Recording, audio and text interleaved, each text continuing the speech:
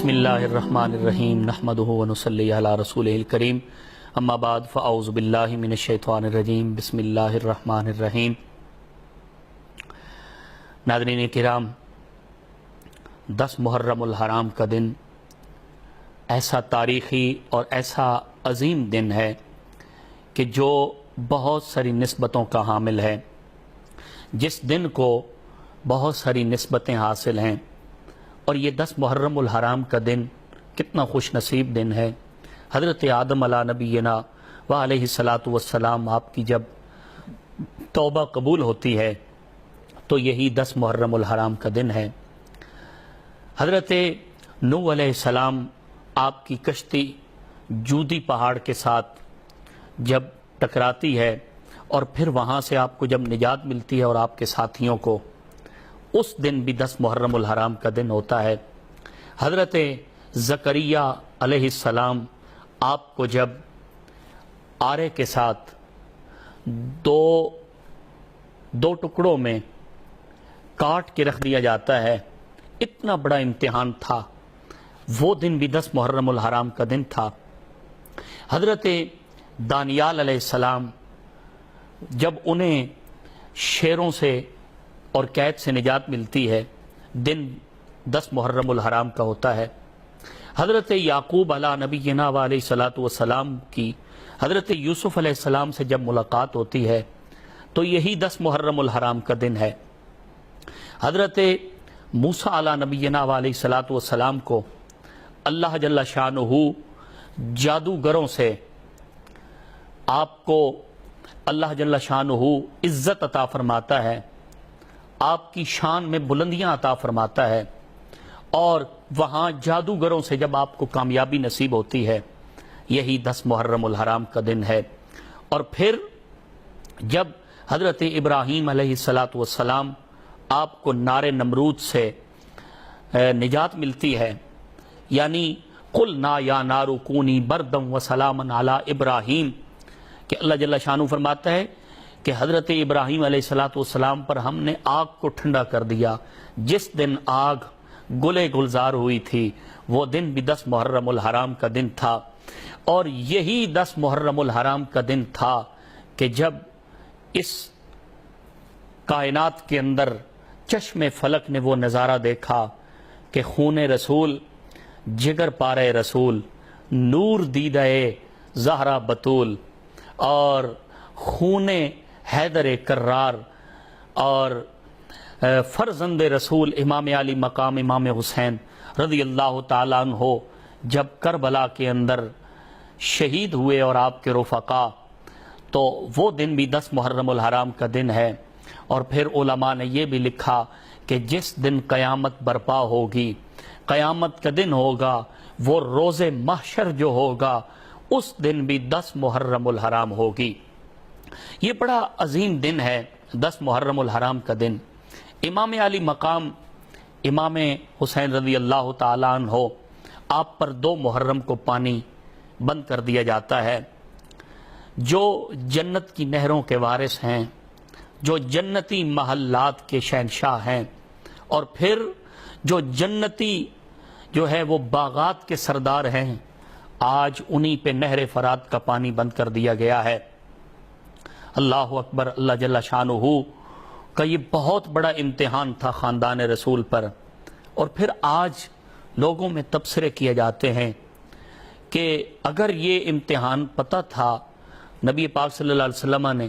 یہ خوشخبری سنائی تھی کہ آپ نے شہید ہونا ہے، تو پھر آپ تو اللہ کے نبی تھے، تمام انبیاء کے سردار ہیں، تمام رسولوں کے تاجدار ہیں، اللہ کی بارگاہ میں ہاتھ اٹھا کے دعا مانگتے، یا اللہ میرے حسین ابن علی سے یہ امتحان دور کر دے، یہ جو امتحان آنا ہے اسے موقوف کر دے۔ لیکن نہیں، جب بھی میرے آقا رحمت عالم صلی اللہ علیہ وسلم نے دعا مانگی تو کیا دعا کی؟ اللہم اعط الحسین صبرا و اجرا، اے اللہ میرے حسین کو صبر عطا کرنا، میرے حسین کو صبر پر اجر عطا کرنا۔ یارو کتنی بڑی دعا ہے، صبر کی دعا بھی مانگ رہے ہیں اور صبر پر پھر اجر کی دعا بھی مانگ رہے ہیں۔ 2 محرم کو خیمے لگتے ہیں، 7 محرم الحرام کو آپ پہ پانی بند کیا جاتا ہے۔ تو امام علی مقام اور آپ کے رفقا ذرا بھر بھی چہرے پہ، ماتھے پہ کوئی بل نہیں پڑتا، کوئی جو ہے وہ حوصلہ شکنی نہیں ہو رہی، دل جو ہے وہ اطمینان سے ہے کہ ہم جس رستے پہ نکلے ہیں وہ حق کا رستہ ہے۔ یاد رکھیں، میدان کربلا کے اندر یہ عام جنگ نہ تھی، یہ 2 نظریاتی جنگ تھی، 2 طرف سے نظریاتی جنگ تھی۔ نماز تو ایک طرف بھی پڑھی جا رہی ہے، دوسری طرف بھی پڑھی جا رہی ہے، مگر قیامت تک کے لیے حسین ابن علی نے راہ حق پر قربان ہو کر اپنے خاندان اور کنبہ کو قربان کر کے یہ بتا دیا، قیامت کی صبح تک جو حق پر ہوگا وہ حسین ابن علی کے راستے پہ ہوگا۔ اگر کوئی حق پہ دیکھنے والا ہو کہ وہ حق پہ ہے یا نہیں، اسے حسین ابن علی کے راستے پہ دیکھنا، اور جو باطل ہے قیامت تک کے لیے آپ اسے شرمندہ دیکھیں گے، اس لیے کہ وہ نماز تو پڑھیں گے، روزہ تو رکھیں گے،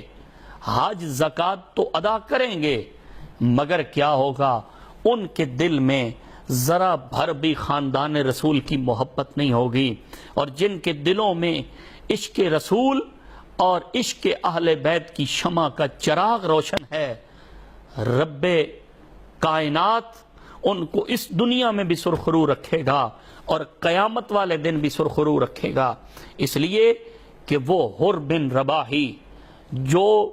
میدان کربلا سے 2 مقام پیچھے امام علی مقام کو روکنے آیا تھا، اور پھر امام علی مقام کی پیچھے باجماعت نماز بھی ادا کرتا تھا۔ کسی نے پوچھا تھا، بتا نماز وہاں بھی ہے، نماز یہاں بھی ہے، دسترخوان وہاں بھی ہے، دسترخوان یہاں پر بھی ہے، تو کہاں پہ زیادہ لطف آتا ہے؟ حر کی آنکھوں میں آنسو آئے اور اس نے رو کے کہا، دسترخوان ادھر لگتا ہے، دسترخوان ادھر بھی، لیکن کھانے کا لطف وہاں یزیدیوں میں ہوتا ہے۔ یہ جو دنیاوی نعمتیں سامنے ہیں وہاں پہ کھانے اچھے ہوتے ہیں، مگر جو نماز پڑھنے کا مزہ حسین ابن علی کے پیچھے آتا ہے وہ کہیں مزہ نہیں آ رہا، اس لیے کہ وہاں سب کچھ ہے لیکن رسول اللہ کے خاندان کی محبت نہیں ہے۔ امام علی مقام آپ نے گاہے بگاہے خطبہ ارشاد فرمایا، اور پھر امام علی مقام امام حسین نے جب پانی بند ہو گیا 7 محرم کو، تو امام علی مقام نے اپنے خاندان کو اور اپنے بچوں کو اور تمام صحابہ کو خطبہ دیا۔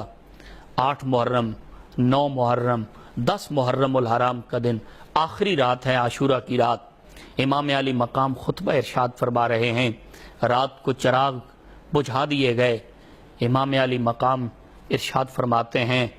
پہلے اللہ کی حمد بیان فرمائی، پھر اپنے نانا جان رسول اللہ صلی اللہ علیہ وسلم کی جو ہے وہ شان اور عظمت بیان فرمائی، اور پھر فرمایا کہ تم جانتے ہو میں کون ہوں، تم جانتے ہو میرا تعلق کس خاندان سے ہے، تم سب کو پتہ ہے میری جو اہمیت اور میرے جو فضائل اور مناقب بیان کیے گئے ہیں سب جانتے ہیں۔ سب نے کہا آقا و مولا امام علی مقام امام حسین، ہم جانتے ہیں آپ کا مقام اور عظمت کیا ہے۔ میرے امام نے فرمایا تمہیں یہ بھی پتہ ہوگا میں حق کے راستے پہ نکلا ہوں۔ سب نے عرض کی بالکل پتہ ہے۔ میرے امام نے فرمایا کہ اگر آپ سب کو یہ بات پتہ ہے کہ میں حق پہ نکلا ہوں تو کیا تم میرے ساتھ آگے بھی چلنے کو تیار ہو؟ سب نے کہا لبیک۔ میرے امام نے فرمایا چراغ اس لیے بجھائے ہیں، میں تمہیں ایک جملہ کہنا چاہتا ہوں، تم مدینہ سے چلے مکہ، مکہ سے چلے تمام منزلوں کو طے کرتے آئے، تم نے کبھی بے وفائی کا مظاہرہ نہیں کیا، ابھی تک تم نے میرے ساتھ بازو کے ساتھ بازو ملا کے چلتے رہے، شانہ بشانہ چلتے رہے، قربانیاں دیتے آئے، ہر طرح کی قربانیوں سے جو ہے وہ میری مدد کرتے آئے۔ میں آج تمہیں کہنا چاہتا ہوں میں چراغ بجھا دیا ہے، تم میں سے اگر کوئی جانا چاہے تو چلا جائے۔ چراغ جلایا گیا، دیکھا تمام مکمل، وہی جو بیٹھے تھے بیٹھے ہیں، جو تشریف فرما ہیں وہ بیٹھے ہیں، پہلے سے کوئی بندہ نہیں اٹھا۔ میرے امام نے فرمایا ابھی بھی شاید وقت ہے، چراغ کو دوبارہ بجھاؤ۔ دوبارہ بجھا دیا گیا۔ امام نے پھر خطبہ ارشاد فرمایا اگر کوئی جانا چاہے تو جا سکتا ہے، قیامت والے دن میرا وعدہ ہے میں اپنے نانا جان تمام نبیوں کے سردار کی بارگاہ میں تمہارا گلہ شکوہ نہیں کروں گا، تمہاری بے وفائی کا اظہار نہیں کروں گا کہ تم نے 10 محرم کو میرے ساتھ بے وفائی کی۔ پھر چراغ جب جلایا گیا، سارے مکمل ہیں، حبیب ابن مظاہر جو بوڑھے صحابی ہیں وہ کھڑے ہو گئے، آنکھوں میں آنسو آ گئے اور عرض کرنے لگے اے ہمارے آقا و مولا، اے رسول اللہ کی نشانی، اے خاندان رسول کے چشم و چراغ، اہل بیت اطہار کے خوبصورت چشم و چراغ،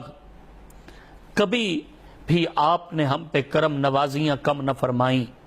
اپنی کرم نوازی کے دریا ہم پہ بہاتے رہے، ہر طرح کی ہم پہ جو ہے وہ آسائشیں آئیں، آپ نے نظر رحمت فرمائی۔ اے امام، کیا ہم مدینہ سے اس لیے چلے تھے آپ کے ساتھ کہ ہم راستے میں چھوڑ کر بے وفائی کر کے چلے جائیں گے؟ نہیں نہیں۔ عرض کی کیا آپ نے شاید میرا بڑھاپا دیکھ کر یوں کہا ہوگا کہ یہ بوڑھے ہیں، بوڑھے شخص کا کام نہیں ہے میدان جنگ میں جانے کا؟ اے امام، شاید آپ نے بچوں کو دیکھ کے کہا ہوگا بچوں کا جنگ میں کوئی کام نہیں ہے۔ اے امام، میں آپ کے سامنے ہاتھ جوڑتا ہوں، آپ کو اپنے نانا جان کا واسطہ، نانا جان کے خدا رب العزت کا واسطہ سب کچھ کرنے کے لیے تیار ہوں، مگر آپ اگر کہیں نا یہاں سے واپس چلے جائے، حبیب ابن مظاہر واپس جانے کے لیے نہیں آیا، یہ تو قربان ہونے کے لیے آیا ہے۔ یارو، اتنا جذبہ امام علی مقام کے جو رفقا کا جذبہ تھا، تو یاد رکھنا امام علی مقام جس قدر آپ کا جذبہ بلند تھا، اللہ نے آپ کو اتنے ساتھی بھی بلند عطا فرمائے ہیں، اور اتنے ہی آپ کے رفقا کے اندر جو ہے وہ جذبہ شہادت جو ہے وہ بہت بلند و بالا اللہ نے رکھ دیا تھا۔ امام علی مقام امام حسین خطبہ ارشاد فرما رہے ہیں، اور پھر ساری رات قرآن کی تلاوت ہے، ساری رات نوافل ہیں، ساری رات اللہ کی یاد میں گزر جاتی ہے۔ کیا خواتین ہیں، کیا بچے ہیں، کیا جوان ہیں، کیا بوڑھے ہیں۔ امام علی مقام نے صبح نماز فجر کے لیے اپنے جوان بیٹے حضرت علی اکبر رضی اللہ تعالیٰ عنہ آپ کو حکم دیا، بیٹے آذان سناؤ۔ امام کی زندگی کی آخری آذان تھی، اور زندگی کی آخری جماعت کے ساتھ نماز تھی۔ امام علی مقام نے نماز فجر خود امامت کروا کے پڑھائی۔ وہ جب سورج طلوع ہوا،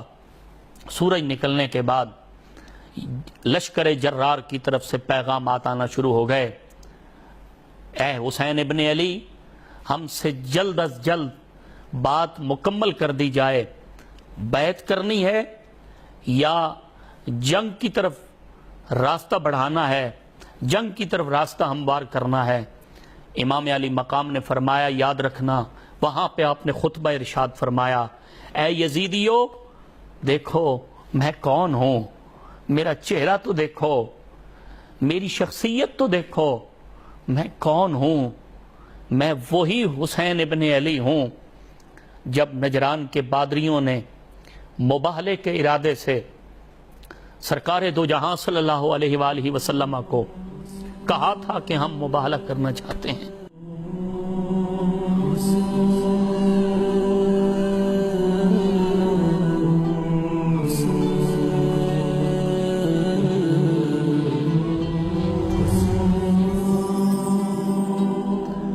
قرآن مجید میں اللہ رب العالمین نے ارشاد فرمایا،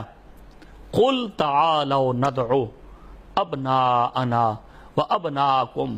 وَنِسَاءَنَا وَنِسَاءَكُمْ وَأَنفُسَنَا وَأَنفُسَكُمْ۔ محبوب آپ فرما دیجئے کہ تم اپنے بیٹوں کو لے آؤ، ہم اپنے بیٹوں کو لے آئیں گے، تم اپنی بیٹیوں کو لے آؤ، اپنی عورتوں کو لے آؤ، ہم اپنی عورتوں کو لے آئیں گے، تم اپنی جانوں کو لے آؤ، ہم اپنی جانوں کو لے آئیں گے۔ ناظرین کرام، یہاں پہ غور طلب بات ہے، یہاں اپنے بیٹوں کو لے آؤ، اس کا مطلب کیا ہے؟ سرکار دو جہاں کے ساتھ اس وقت مباہلہ کے وقت کون تھا؟ دائیں طرف حسن تھے، بائیں طرف حسین تھے۔ امام نے فرمایا سنو میرا چہرہ تو دیکھو۔ جب نجران کے پادری سامنے آئے تھے، انہوں نے ایک تاریخی جملہ کہا تھا۔ امام فخر الدین رازی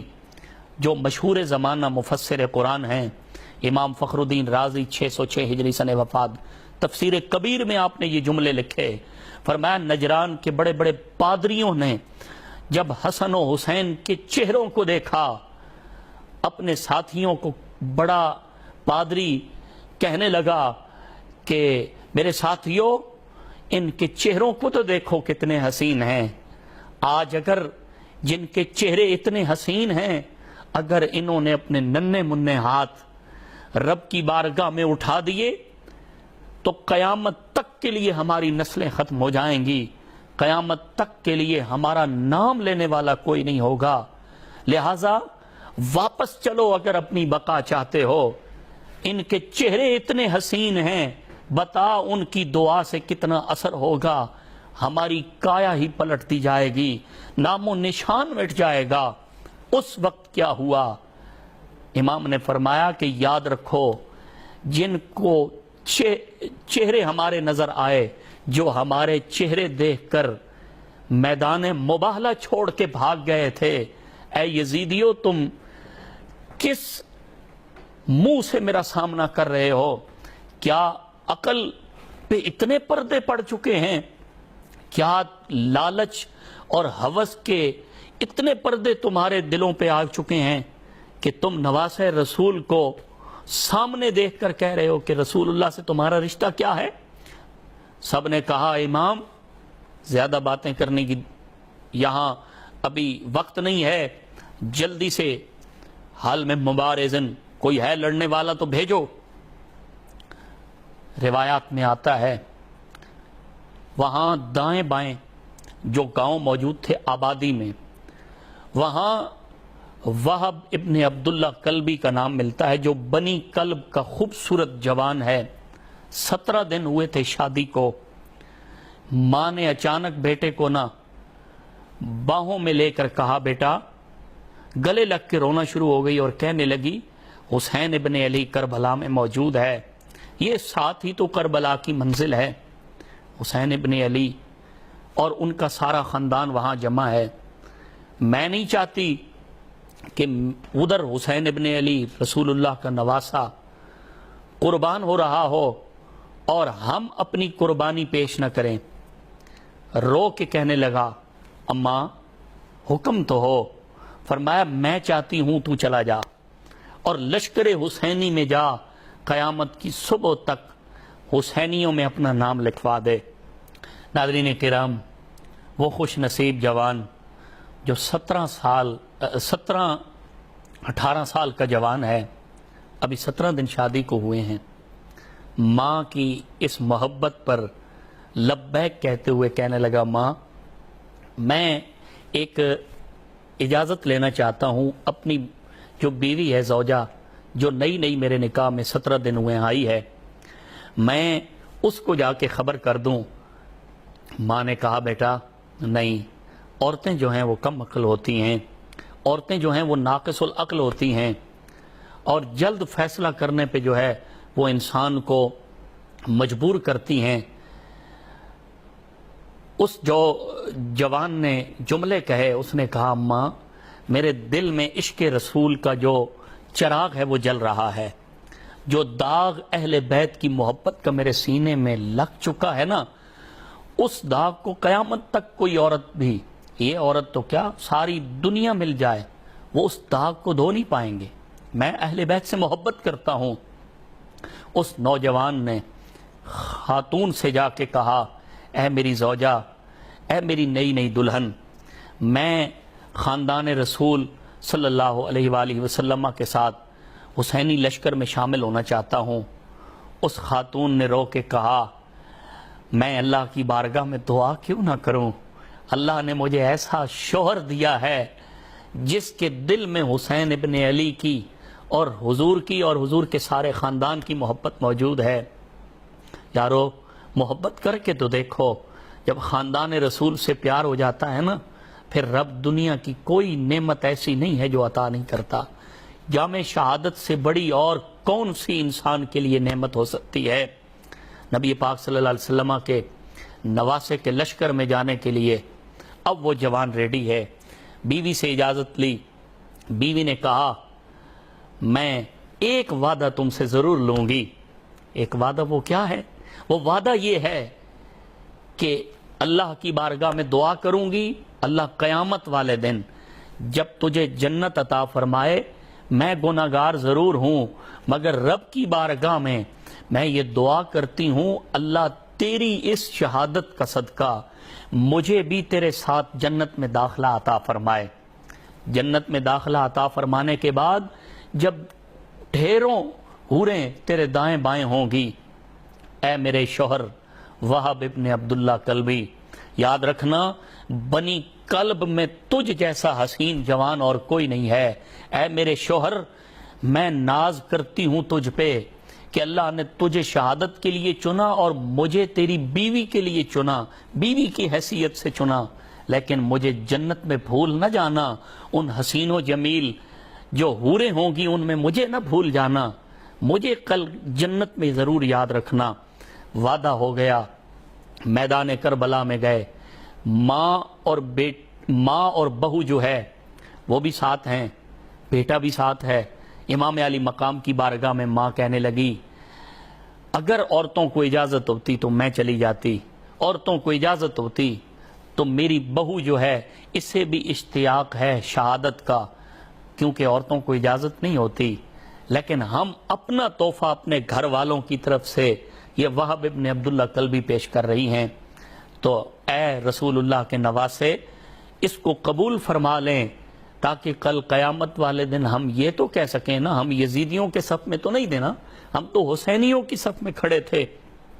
جب یہ سارے معاملات ہو گئے، حسین ابن علی رضی اللہ تعالیٰ عنہ آپ نے ایک ایک کر کے اپنے خانوادے اور اپنے رفقا میں سے ایک ایک شخص کو کر کے بھیجا، اور وہ سارے کے سارے بہادری کے ساتھ لڑتے ہوئے جام شہادت نوش فرماتے ہیں۔ باری آ جاتی ہے حضرت قاسم بن حسن کی، جو حضرت امام حسن مجتبیٰ کے شہزادے ہیں۔ اجازت مانگتے ہیں، چچا جان حضور اجازت عطا فرمائیے، میں بھی تو جانا چاہتا ہوں، میری تو بھی دل کی تمنا یہ کہتی ہے کہ شہادت کا جام نوش کر۔ امام علی مقام کی آنکھوں میں آنسو آ جاتے ہیں، فرمایا بیٹے تو میرے پیارے بھائی حسن کی نشانی ہے، میں قیامت والے دن کیا منہ دکھاؤں گا، اپنے بچوں کو تو قربان کر دیا کوئی بات نہیں، لیکن اپنے بھائی جان کی جو نشانی ہے اس کو میں رخصت نہیں کر سکتا۔ حضرت قاسم بن حسن امام حسن مجتبیٰ کے بیٹے کہتے ہیں چچا جان یہ ہاتھ جوڑ رہا ہوں، ایک میرے گلے میں تعویذ ہے اس کو کھول کے ذرا پڑھ لیجئے، مجھے اپنے بابا جان نے یہ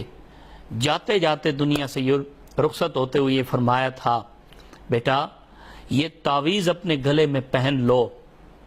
جب بھی زندگی میں مشکل ترین وقت آئے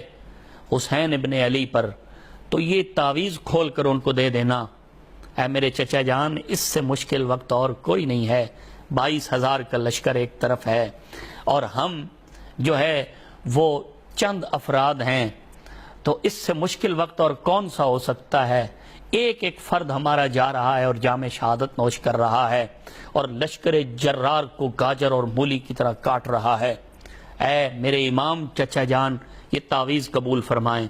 امام علی مقام نے جب وہ تعویذ کھولا تو اس میں کاغذ پہ کیا لکھا ہوا تھا؟ کاغذ پہ یہ لکھا ہوا تھا کہ اے میرے حسین زندگی میں جب تجھ پر مشکل وقت آیا ہے تو میں حسن تجھے یہ کہہ رہا ہوں کہ میری کم از کم اس نشانی کو ضرور قبول کر لینا، اس لیے کہ مجھے پتا ہے میں اس وقت آپ کے پاس نہیں ہوں، مگر میرا جگر کا ٹکڑا تو آپ کے پاس موجود ہے۔ حضرت امام حسین نے قاسم بن حسن کو قربانی کے لیے بھیجا، اور روایات سیہ میں موجود ہے کہ امام علی مقام آپ کے بیٹے حضرت علی اکبر 18 سال کے جوان بھی قربان ہوئے، اور ان کو شبیہ رسول بھی کہا جاتا ہے، اور جن کا چہرہ دیکھ کر رسول اللہ کی زیارت کی جاتی تھی، اور ان کو شبیہ رسول اس لیے کہا جاتا تھا۔ صحابہ فرماتے ہیں جب ہمیں دیکھنے کی، رسول اللہ کی دیدار کی جو ہے وہ چاہت بڑھتی تھی، لگن بڑھتی تھی، تو ہم حسین کے شہزادے علی اکبر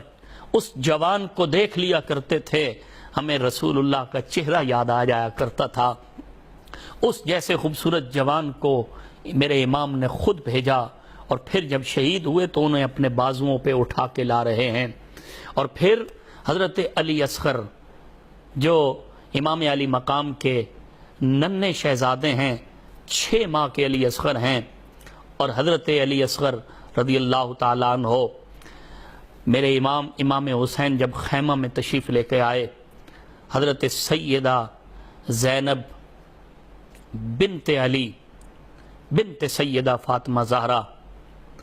حضرت سیدہ زینب نے اصرار کیا، بھائی جان آپ نے بڑے بڑوں کو قربان کیا، بڑے بڑے جوان آپ کے لشکر میں موجود ہیں، بوڑھوں کو بھی آپ بھیج رہے ہیں،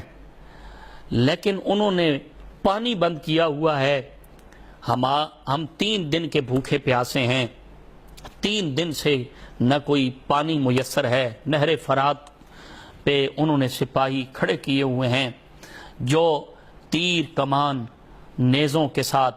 آراستہ ہیں، ان کے ہاتھوں میں تلواریں ہیں، برچیاں ہیں، کیا سے کیا آلات موجود ہیں، جرار لشکر پانی نہیں دے رہا۔ تو علی اصغر ننھے انہیں اٹھا کے لے جائیے۔ جو معصوم بچے ہوتے ہیں ان پر تو ہر کسی کو ترس آ جایا کرتا ہے، معصوم بچوں کو تو ہر کوئی قبول کرتا ہے، ہر کوئی ان پہ رحم و کرم کھا لیتا ہے۔ میرے آقا نے فرمایا تھا من لم یرحم صغیرنا ولم یعقر کبیرنا فلیس منا۔ صاحبو، میرے آقا کا ارشاد ہے جو چھوٹوں پہ رحم نہیں کرتا، جو بڑوں کی توقیر اور عزت نہیں کرتا، وہ ہم میں سے نہیں ہے۔ بتائیے وہ حسین ابن علی جن کے سامنے لشکر جرار یزیدیوں کا لشکر ہے، قیامت والے دن وہ جس نبی کا کلمہ پڑھتے ہیں اس نبی کو کیسے منہ دکھائیں گے؟ حضرت علی اصغر حضرت سیدہ زینب کے کہنے پر میرے اور آپ کے امام حسین رضی اللہ تعالیٰ عنہ، آپ نے سیدہ زینب کے مجبور کرنے پر حضرت علی اصغر کو اٹھایا اور لشکر جرار کے سامنے جا کر کہا، ظالموں تمہیں مجھ پر تو رحم و کرم نہیں آ رہا، دیکھو میں کون ہوں، حسین ابن علی ہوں۔ اور پھر یہ تاریخی جملے موجود ہیں، بہت بڑی بڑی تاریخ کی کتابوں میں یہ بات ملتی ہے۔ میرے امام نے فرمایا دیکھو میں وہ ہوں جو نور دیدہ سیدہ زہرا بطول ہوں، اور میں اس ماں کا بیٹا ہوں جو میدان محشر میں جب آپ کا گزر ہونے والا ہوگا، عرش الہی سے آواز آئے گی، نکسوا رؤوسکم، اپنے سروں کو جھکا لو، غضوا ابصارکم، اپنی آنکھوں کو جھکا لو، اس لیے کہ حتی تمر فاطمہ بنت محمد صلی اللہ علیہ وآلہ وسلم، یہاں تک کہ سیدہ فاطمہ الزہرا سلام اللہ علیہا کا گزر 70,000 حوروں کے جھرمٹ میں ہوگا۔ میں اس ماں کا بیٹا ہوں، میں اس علی کا بیٹا ہوں، ارے جسے جنت کے دروازے پہ کھڑا کر دیا جائے گا، ارے جو یاسوب المؤمنین ہے، جنت میں اسے داخلہ عطا فرمائے گا جس کے دل میں رسول اللہ کے صحابہ اور اہل بیت کی محبت ہوگی، میں اس علی کا شیر ہوں۔ لیکن انہوں نے کہا ہمیں اس سے کوئی سروکار نہیں۔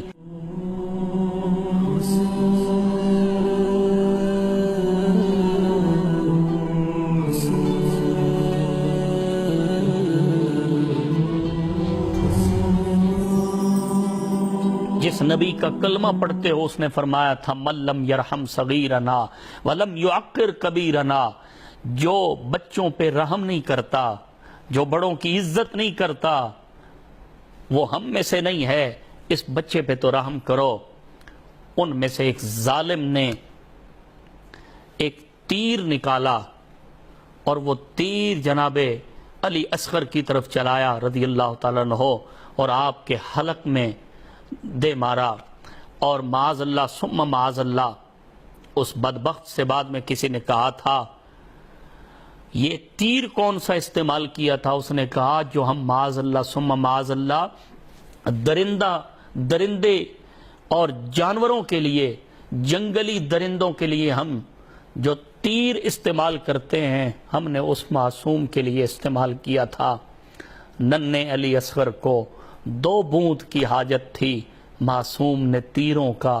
تحفہ تو نہ مانگا تھا۔ سامعین وقار، ناظرین کرام، یہ حضرت علی اصغر بھی شہید ہو جاتے ہیں۔ کرتے کرتے امام علی مقام ایک ایک کو قربان کرتے چلے گئے۔ حبیب ابن مظاہر جو بوڑھے صحابی تھے، انہوں نے بھی خوب جو ہے وہ شہادت کا جام نوش کیا، اور کس انداز میں کیا؟ بوڑھے ہیں، جسم میں طاقت نہیں ہے، مگر اس کے باوجود کئی یزیدیوں کو واصل جہنم کیا، اور پھر آخر میں 10 محرم الحرام کا دن اور دوپہر کا وقت ہے، ظہر اور عصر کا درمیانی وقت ہے۔ امام علی مقام آپ میدان کربلا میں جب نکلنے لگے، سیدہ خاتون جنت سلام اللہ علیہا کی لخت جگر حضرت سیدہ زینب، جو رفیقہ امام علی مقام ہیں، امام حسین کے جو ہے وہ سفر کی رفیقہ ہیں، ہر سفر پہ امام کی جو ہے وہ اپنی باتوں کے ساتھ اور سہاروں کے ساتھ امام علی مقام کو دلاسا دیتی ہیں۔ سیدہ زینب سلام اللہ علیہا آپ عرض کرتی ہیں بھائی جان، نانا جان کا امامہ ہے، میں اپنے ہاتھوں سے آپ کے سر پہ سجاؤں گی۔ امام علی مقام کے سر انور پہ سیدہ زینب نے رسول اللہ صلی اللہ علیہ وآلہ وسلم کا امامہ شریف سجا دیا، اور ہاتھ میں ذوالفقار حیدری جناب علی المرتضیٰ حیدر کرار رضی اللہ تعالیٰ عنہ شیر خدا، آپ کی تلوار مبارک کو ہاتھ میں پکڑایا، اور پھر حضرت امیر حمزہ رضی اللہ تعالیٰ عنہ ان کا جو نیزہ مبارک تھا وہ بھی عطا فرمایا، اور پھر جاتے جاتے حضرت جعفر طیار ان کی ڈھال مبارک جو تھی لوہے کی وہ بھی آپ کو عطا فرمائی، اور کہنے لگی بھائی جان غلطیاں بہنوں سے بھی ہوتی ہیں، غلطیاں سب سے ہوتی ہیں، مگر آپ کی بہن ہونے کے ناطے یہ عرض کر رہی ہوں کہ قیامت والے دن نانا جان سید الانبیاء صلی اللہ علیہ وآلہ وسلم کو یہ ہم سب کے حوالے سے آپ نے یہ فرما دینا ہے کہ نانا جان سیدہ زینب نے کبھی بے وفائی نہیں کی، کبھی سیدہ زینب نے مجھے دکھ نہیں پہنچایا۔ جتنے کوئی بھی معاملات ہوں، قیامت والے دن نانا جان کو یہ ساری خبروں سے آگاہ کرنا ہے۔ امام علی مقام کی آنکھوں میں آنسو ہیں، فرمایا بہن اگر آپ یہ بات کر رہی ہو تو میری طرف سے بھی سن لو، پردے کا خیال رکھنا، جتنی بھی بیویاں ہیں، جتنی بھی خواتین ہیں، ان خواتین کو ہمیشہ پردے کی تلقین کرتے رہنا۔ ناظرین کرام ہے، یہاں آج کے اس پروگرام میں یہ بات ضرور عرض کر دینا چاہتا ہوں، جب بھی کوئی بولنے والا اہل بیت رسول کے بارے میں بیان کرے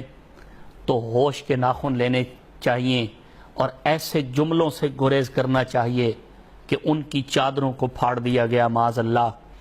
ان کے بالوں کو معاذ اللہ کھینچا گیا، ان کے خیموں کو جلایا گیا۔ یاد رکھنا یہ ساری باتیں خاندان رسول پہ نہیں جچتی، یا ہمیں یہ حق نہیں پہنچتا کہ ہم اس خاندان کی بے حرمتی کو بیان کریں۔ اس لیے ہمیں حکم ہوا ہے ہم خاندان رسول سے پیار کریں اور دل سے پیار کریں، اور ایسا پیار کریں کہ تاکہ قیامت والے دن ہمیں یہ پیار ہماری بخشش کا سبب بن جائے۔ اور پھر آج 10 محرم الحرام کا یہ دن ہمیں سبق کیا دیتا ہے؟ ہماری زندگی میں ہر سال 10 محرم کا دن آتا ہے، اور پھر یہ 10 محرم الحرام کا دن جو ہے وہ جمعۃ المبارک کے عظیم دن میں ہے۔ یہ 10 محرم الحرام آج کا دن جمعۃ المبارک کا دن ہے۔ ہمیں کرنا کیا چاہیے؟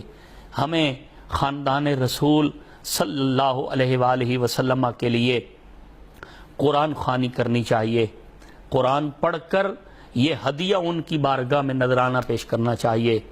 درود پاک پڑھ کے، اور پھر ذکر اور اذکار کی اچھی محافل سجا کر کے خاندان رسول کو یہ ہدیہ تبریک پیش کرنا چاہیے کہ بڑے بڑے واقعات ہوئے، کبھی واقعہ کربلا جیسا آپ کو کوئی دردناک اور المناک واقعہ نہیں ملے گا جس میں میرے امام نے تن من دھن کی بازی لگا کر سارا کنبہ قربان کر کے بتا دیا، صاحبو سب کچھ دینا آسان ہوتا ہے، 6 ماہ کا بچہ دینا آسان نہیں ہوتا، 18 سال کا جوان دینا آسان نہیں ہوتا۔ اونو محمد جیسے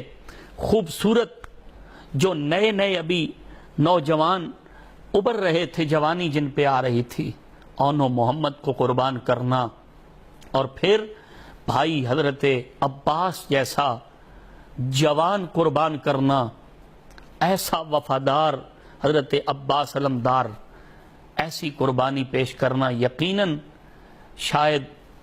ہمیں نہ پہلے کبھی ایسی مثال ملی ہے، نہ قیامت تک کے لیے ہمیں کوئی ایسی مثال نظر آئے گی۔ اس لیے کہ یہ خاندان رسول کا ہی یہ وتیرہ ہے کہ قربانیوں میں، امتحانات میں کامیاب وہی ہو سکتے ہیں۔ میرا سلام عقیدت ہو اس گھرانے کو حسین پال کے دیا جس نے زمانے کو نبی پاک صلی اللہ علیہ وآلہ وسلم کا یہ نواسا جب میدان کربلا میں اترتا ہے۔ روایات میں آتا ہے کہ میرے امام نے جب کربلا میں اترے میدان میں تو اپنے تلوار کے ساتھ گاجر اور مولی کی طرح یزیدیوں کو کاٹ کے رکھ دیا۔ ایک روایات میں آتا ہے کہ کئی 100 یزیدیوں کو واصل جہنم کیا۔ وہ کسی نے کہا تھا نا کہ لو یزیدیو، لو حسین ابن علی اب کربلا میں آ رہا ہے، کربلا میں آتے ہوئے اس کو دیکھو۔ اب یزید دیکھ رہا تھا اور اس کے چاہنے والے دیکھ رہے تھے، جو حسین کربلا میں اتر رہا ہے اس کی وجاہت اور اس کی چہرے کی ہیبت اتنی تھی کہ یزیدی اپنی سواریوں پہ بیٹھے کانپ رہے ہیں، اور ان کے ہاتھوں سے تلواریں گر رہی ہیں، نیزے اور تیر گر رہے ہیں۔ کیوں؟ وہ دیکھ رہے تھے کہ آج علی کا لال کربلا میں اتر رہا ہے۔ حضرت امام علی مقام آپ جب کربلا میں اترے، یزیدیوں کو واصل جہنم کرتے چلے جا رہے ہیں۔ ابن سعد کہنے لگا ایسے معاملہ نہیں چلے گا، ایسے معاملہ نہیں چلے گا۔ اگر حسین کا مقابلہ کرنا ہے، اس کے مقابلے میں آنا ہے، تو پھر کرنا کیا ہوگا؟ چاروں طرف سے اس کو گھیر لیا جائے۔ وہ ابن سعد کہتا ہے میں جانتا ہوں یہ رسول اللہ کا خون ہے، یہ علی کا خون ہے، سیدہ زہرا کا دودھ اس نے پیا ہے، یہ کبھی پیچھے نہیں ہٹے گا۔ آج اگر اس کا مقابلہ ہم بیک ہو کر نہ کر سکے، بیک وار ہو کر اس کا مقابلہ نہ کیا، تو یہ ہمیں گاجر مولی کی طرح کاٹتا چلا جائے گا۔ حسین ابن علی آپ کا مقابلہ کرنے کے لیے 22,000 کا لشکر ہے ایک جانب سے، یک طرفہ ہو کر، یک ہو کر، سارے ایک ہو کر چاروں طرف سے تیر برسانے شروع کر دیے۔ 132 تیر امام علی مقام آپ کے جسم میں وہ تھا جو ادھر سے لگ کر اگلی جانب سے لگ کر پچھلی جانب سے نکل چکے تھے۔ 132 تیر کھانے کے بعد بھی جناب علی کا شیر پھر کھڑا ہو کے مقابلہ کرنے لگے، یہاں تک کہ شمر لعین وہ شخص سینے پہ آیا، اس بد باطن اور بد کردار اور شقی القلب شخص جب اس نے سینے پہ سوار ہو کر اس نے کہا، نقاہت بھی اتنی تھی امام علی مقام کے جسم اطہر میں، کیونکہ 3 دن سے بھوکے پیاسے تھے، لیکن پھر بھی ہمت نہیں ہاری، بہت مقابلہ کیا۔ شمر نے کہا کہ اے حسین ابن علی، بتا تیری آخری خواہش کیا ہے؟ میرے امام علی مقام امام حسین علیہ السلام آپ نے فرمایا کہ اگر میری آخری خواہش پوچھنا چاہتا ہے تو یزیدی لعین ہٹ، مجھے آخری سجدہ رب کی بارگاہ میں ادا کرنے دے۔ یہ وقت کون سا ہے؟ اس نے کہا ظہر اور عصر کا درمیانی وقت ہے۔ میرے امام نے سجدے میں سر رکھا، جو ہی سر سجدے میں رکھا 32 وار اس لعین نے کیے، اس نے خنجر ہاتھ میں اٹھایا ہوا تھا، 32 وار میرے امام کی گردن مبارک پہ اس نے لگائے۔ انا للہ و انا الیہ راجعون۔ امام علی مقام امام حسین رضی اللہ تعالیٰ عنہ آپ کی شہادت ہو جاتی ہے۔ ناظرین کرام، یہ درس یہ ہے آج کے اس پروگرام کو سننے کے بعد، اس سارے واقعہ کربلا کو سننے کے بعد ہمیں درس کیا ملتا ہے؟ درس یہ ملتا ہے کہ جب بھی باطل کے سامنے کھڑا ہونا پڑے تو کبھی کسی باطل کو قبول نہ کرنا، کبھی کسی بد کردار آدمی کو اپنا رہبر اور رہنما نہ ماننا، کبھی کسی فاسق اور فاجر شخص کی امامت میں آ کر کے، اس کی اقتداء میں آ کے لبیک نہ کہنا، اس لیے کہ حسین ابن علی نے یہ درس دے دیا ہے قیامت تک کے لیے ہم کٹ تو سکتے ہیں، جان تو رب کے حوالے کر سکتے ہیں،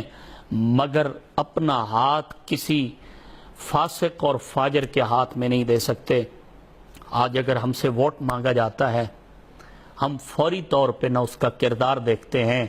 نہ ہم اس کے افعال سے آگاہ ہوتے ہیں، نہ اس کی ذات دیکھتے ہیں، نہ اس کا حسب نسب دیکھتے ہیں، نہ اس کے اعمال اچھے اور بروں کو دیکھتے ہیں۔ ہم صرف اور صرف دنیا کی غرض اور لالچ کی بنیاد پر اور بیس پر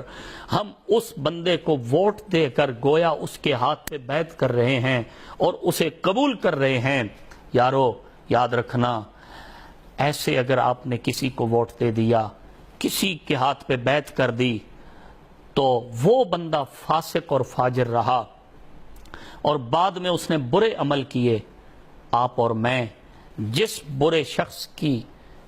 جو ہے وہ حمایت کریں گے، بیعت کریں گے، ووٹ دیں گے، تو قیامت والے دن جب اسے سزا مل رہی ہوگی تو ہم بھی معاذ اللہ اس کے برابر کے شریک ہوں گے، اس لیے کہ ہم نے اس کے ساتھ معاونت کی ہے۔ قرآن مجید تو یہاں تک ارشاد فرماتا ہے کہ جب کوئی بندہ کسی اچھے کام میں کسی کی گواہی دیتا ہے تو اس اچھے کام میں گواہی دینے کے بدلے میں اسے اجر دیا جائے گا۔ اگر کسی برے آدمی کی گواہی انسان دیتا ہے تو جہاں جہاں تک وہ گناہ میں مبتلا رہے گا، اس کے گناہوں کی سزا اس بیعت کرنے والے اور ووٹ دینے والے اور گواہی دینے والے کو سزا مل رہی ہوگی۔ ناظرین کرام، آئیے واقعہ کربلا سے یہ درس حاصل کیجئے، اپنی خواتین کو یہ درس دیجئے۔ سیدہ زینب کو آخری لمحے امام نے جو خطبہ دیا تھا، تمام رفقا اور خاندان کی جو خواتین ہیں ان کو یہ پیغام دیا تھا، کبھی نماز نہ چھوڑنا، نماز کی پابندی کرنا۔ پھر یہ حکم دیا، فرمایا کہ یہ میں تمہیں وصیت کر کے جا رہا ہوں اور یہ درس دے کے جا رہا ہوں، کبھی بے پردہ نہ ہونا، اپنی خواتین کو پردے کا درس دیجئے، اور اسی طرح سے ہمارے معاشرے سے بے حیائی ختم ہو سکتی ہے۔ اور پھر میرے امام آپ سے بڑھ کر کوئی امن اور امان والا بھی نہیں، میرے امام سے بڑھ کر کوئی اچھائی کا درس دینے والا نہیں۔ میرے امام نے آخری لمحے تک فرمایا تھا، ہم نے نہ کسی کا خون کیا ہے، نہ کسی کا قتل کیا ہے، نہ کسی کا ناحق خون بہایا ہے۔ اگر تم پہل کر رہے ہو، اس میں قیامت تک کے لیے بوجھ تمہارے کندھوں پہ ہوگا۔ ہم تو وہ ہیں کہ جنہوں نے رسول اللہ کی گود میں پرورش پائی ہے، جنہوں نے سیدہ زہرا کے دودھ سے پرورش پائی ہے، جنہوں نے سید الانبیاء صلی اللہ علیہ وسلم کا لعاب مبارک چوس کر جو بڑا ہوا ہے۔ ارے ہم تو چاہتے ہیں ہر طرف امن و امان ہو، کسی کا خون نہ بہایا جائے، مگر یہ ساری پہل یزیدیوں کی طرف سے کی گئی۔ امام کیونکہ حق پہ تھے، امام کیونکہ حق پہ تھے، تو امام نے ہر موڑ پہ یہ کہا، ہم حق پہ ہیں، ہم کٹ تو سکتے ہیں، کسی فاسق فاجر کی بیعت نہیں کر سکتے۔ امام علی مقام وہ عظیم ہستی ہیں کہ جن کے آنے پر رسول خدا صلی اللہ علیہ وسلم، حدیث پاک میں آتا ہے، مسجد نبوی میں سرکار خطبہ ارشاد فرما رہے تھے، اچانک کیا دیکھا، خطبہ ارشاد فرما رہے ہیں اور سامنے سے دو بچے آئے، ایک کا نام ہے حسن، دوسرے کا نام ہے حسین، کبھی گرتے ہیں کبھی اٹھتے ہیں۔ اب یہ سارا منظر احادیث کی کتب میں موجود ہے۔ تمام انبیاء کے سردار رحمت عالم ممبر سے نیچے جلوہ افروز ہوتے ہیں، نیچے تشریف لاتے ہیں، نیچے تشریف لا کر صحابہ کی صفیں جو ہیں وہ چیر کر امام علی مقام امام حسین کو اور امام حسن مجتبیٰ کو اٹھاتے ہیں۔ یعنی بچپنا تھا، اتنا پیار فرماتے ہیں۔ تو بتائیں جب میدان کربلا میں حسین ابن علی شہادت کا جام نوش فرما رہے ہوں گے اور یزیدی بد کردار جب حملہ آور ہو رہے ہوں گے، تو رسول اللہ کے صلی اللہ علیہ وآلہ وسلم آپ کے دل پہ کیا گزر رہی ہوگی؟ اس لیے کہ رسول خدا ان سے بڑا پیار کرتے تھے۔ میرے آقا نے فرمایا تھا، اے سیدہ فاطمہ الزہرا، آپ مدینہ پاک کی گلیوں سے گزر کے سرکار جب مسجد میں تشریف لاتے تھے تو گلی سے گزرتے ہوئے جب حسنین کریمین کے رونے کی آواز آتی تھی تو سرکار تو جہاں فرمایا کرتے تھے، میری بیٹی میرے شہزادوں کو رلایا مت کرو، اس لیے کہ جب یہ روتے ہیں تو ان کا رونا میرے دل کو دکھا دیتا ہے۔ ناظرین کرام، دکھ اور درد کی یہ داستان ہم کہاں تک بیان کرتے چلے جائیں گے؟ رسول خدا جن سے پیار کرتے تھے، بس آخر میں یہی جملہ عرض کرنا چاہتا ہوں، میرا سلام عقیدت ہو اس گھرانے کو، حسین پال کے دیا جس نے زمانے کو۔ وآخر دعوانا الحمدللہ۔